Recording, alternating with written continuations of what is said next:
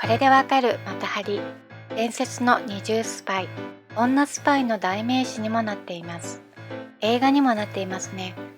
なぜ伝説になったのか、彼女の生涯を覗いてみましょう。1876年、オランダ・フリースラント州の小さな都市、レーワルデンに生まれる。本名、マルハレータ・ヘールドロイダ・ゼレ。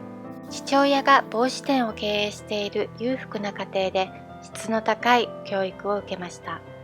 彼女は空想家で絶えず物語を考え出している子でした。また小さい時から花があり目立つ存在でした。上等学校へ入学、ドイツ語と英語を習得。成績も良く、彼女はいつも他の子たちとは違うという自覚があり、グレーの制服は着ず、赤や金などを使った目立った服装を愛用していました。ところが景気が悪くなり、父親が石油業の投資に失敗し、1889年ついに破産。家族の仲は壊れ、両親は離婚しました。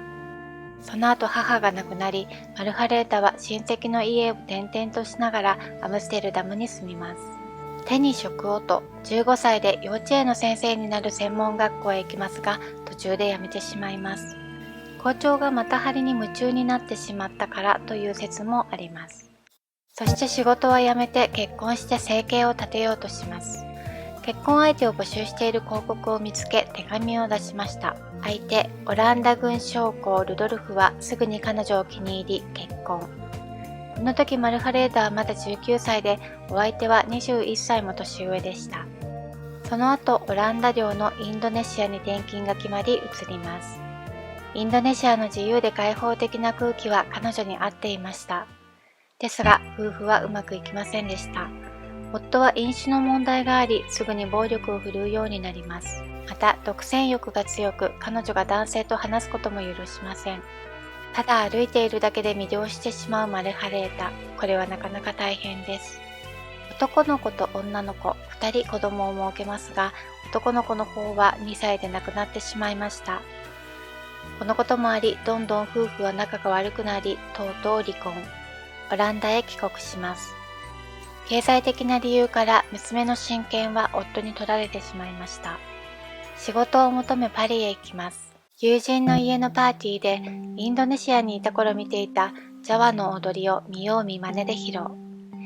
エキゾチックな東洋の踊りは官能的でとても評判が良く、友達モリエールは君は踊りをやるべきだよ。パリは今そういうものを見たがってるんだ。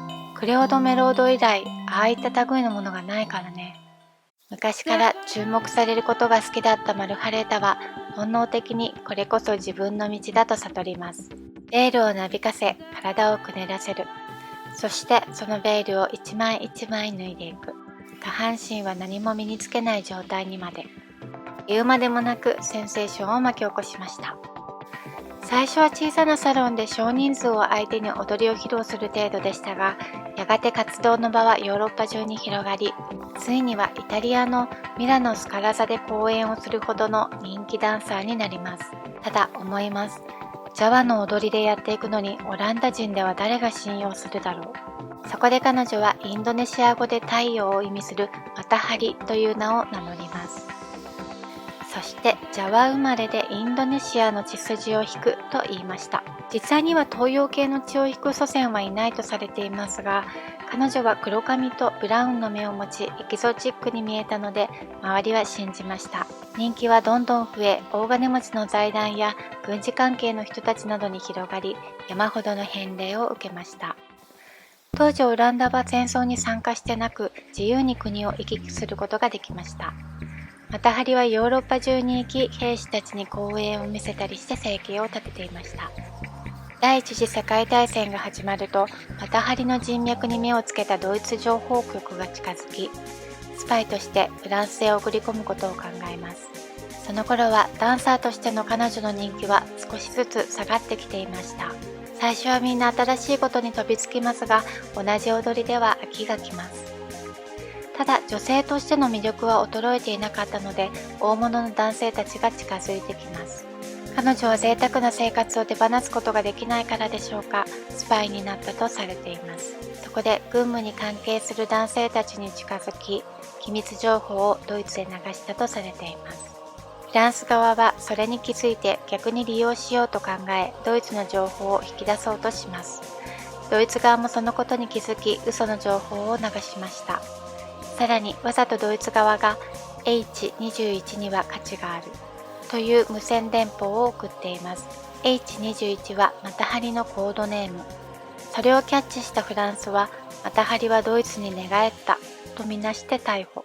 1917年、暗号傍受容疑で逮捕されると、8つものスパイ審議で評議され、連合軍兵士5万人の死に相当するとされ、死刑判決が下されました。フランスにて12人による銃殺刑、41歳でした。ただ、こんな大きな被害を出すほどの優秀なスパイだったかというと、全くそうでもなかったようです。手紙も普通郵便で投函していたようですし、第一、すぐにフランス側もドイツ側も気づいています。では、なぜ処刑されることになったのか。当時劣勢にあったフランスは、各地で兵士の反乱が起こり、国民の目をそらすことが必要でした。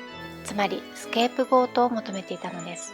マタハリが情報を流したせいでフランスは劣勢になったと。派手でみだらな美女。この状況で格好の存在ですね。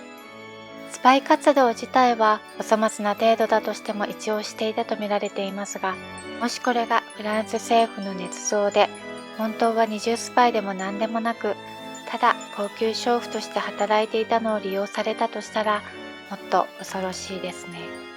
さて、魔性の女スパイマタハリいかがでしたでしょうか。最後までご視聴ありがとうございました。